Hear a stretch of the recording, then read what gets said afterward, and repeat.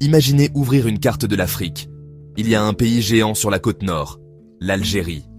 Maintenant, zoomez. Environ 4/5 de l'Algérie sont désertiques. C'est le Sahara, le plus grand désert chaud de la Terre. Ce n'est pas juste du sable à perte de vue. C'est un monde entier. Laissez-moi vous montrer. Commençons par la carte. Au nord, des villes comme Alger se trouvent au bord de la mer Méditerranée. Conduisez vers le sud et le vert s'estompe. Vous entrez dans des mers de sable, appelées ergues, Grand Ergue occidental, Grand Ergue oriental. Des dunes massives se déplacent avec le vent, certaines plus hautes que des bâtiments. Continuez, et la terre devient rocheuse. C'est la Hamada, des plateaux plats et durs qui ressemblent à une autre planète. Puis, vous atteignez des montagnes.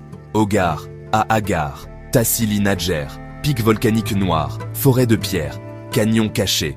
Au Tassili, les roches gardent des secrets, de l'art ancien peint par des gens qui vivaient ici il y a des milliers d'années.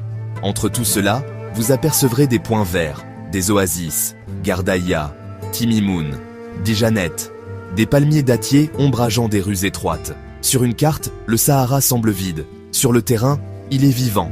Parlons des animaux. Le Sahara est rude, mais la vie s'adapte.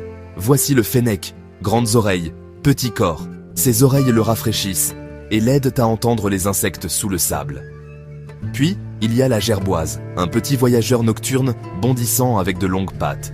Vous pourriez voir la gazelle d'Orca, légère et rapide, ou le mouflon à manchettes sur les pentes rocheuses, rare mais réel, le guépard saharien, timide, pâle et peu nombreux.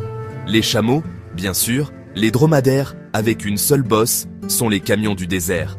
Petit ne veut pas dire inoffensif. Le hérisson du désert se cache le jour. Les scorpions brillent sous la lumière UV. Les vipères à cornes disparaissent sous le sable, ne laissant que leurs yeux. Des coléoptères qui collectent l'humidité.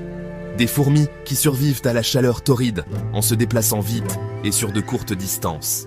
Comment font-ils?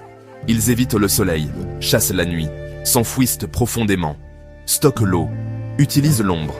Leur corps ne gaspille presque aucune humidité. Chaque goutte compte. Maintenant, les gens. Les humains vivent ici depuis des milliers d'années. Les Touaregs, souvent appelés les hommes bleus pour leurs vêtements indigos. Ils naviguent dans les dunes en utilisant les étoiles et leur mémoire.